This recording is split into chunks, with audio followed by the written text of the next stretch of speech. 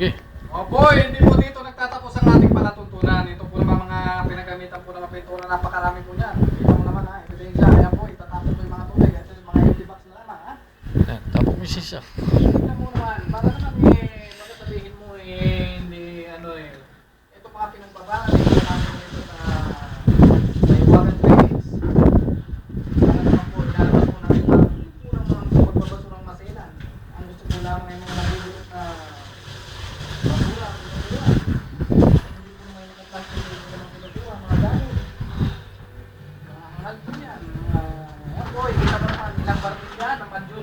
Mamahalin po ng pintura ito. Hindi po basta-basta ang pintura ito. Ito'y mamahalin. At kilalang kumpanya ito sa dita. Ang Juton, boy. Kaya kung ikaw ay magpipintura, ay magtanong lamang. Huwag mo marunong. Magtanong kay Ted Paihong. Ha? Tanong kay Ted Paihong. May Ted Paihong. Ano ang gagamitin? Sapagkat dito ko lamang yan natutunan. Kasi lang po lang sa internet lamang po yan eh. Kita ko muna natin ang ingredients kung paano po naman kanawin ang pintura. Simple lamang po. Simple lang. Ngunit kung hindi mo alam, hindi mo magagawa. Ayan ang problema po eh. Hindi yung puro pagbubuhat naman ng karmatilya ang alam mo. At pagpapatubig kahit naman may baladiya, tubig ka ng tubig, sinasayang mo yung motor at kuryente na doon eh. Oh, tignan muna natin yung iba, ha? Oo. Ayan, kitang-kita yan sa malapit, ha? Kita mo naman yan. At Ayan, isa pa boy. Babalik ako. At isa pa boy.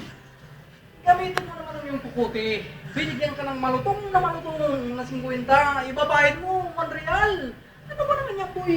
Hindi naman dapat ganyan. Kung ako binayaran mo ng ganyan, isinubo ko na sa bunganga mo yan. Bigyan mo naman ng 1 real eh. Pinabayad mo yung buong 50 eh. Bibigyan mo ng 1 real na 5 buwan ba? Ano naman ganyan? Hindi naman dapat ganyan. Hindi yung 50, 70. 70 na 1 real. Huwag ka naman ganyan. Hindi naman dapat ganyan ang gagawin mo.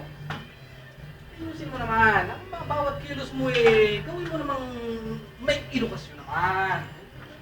Wala kang edukasyon Nagawa mo ng pintulan parang Pakistani.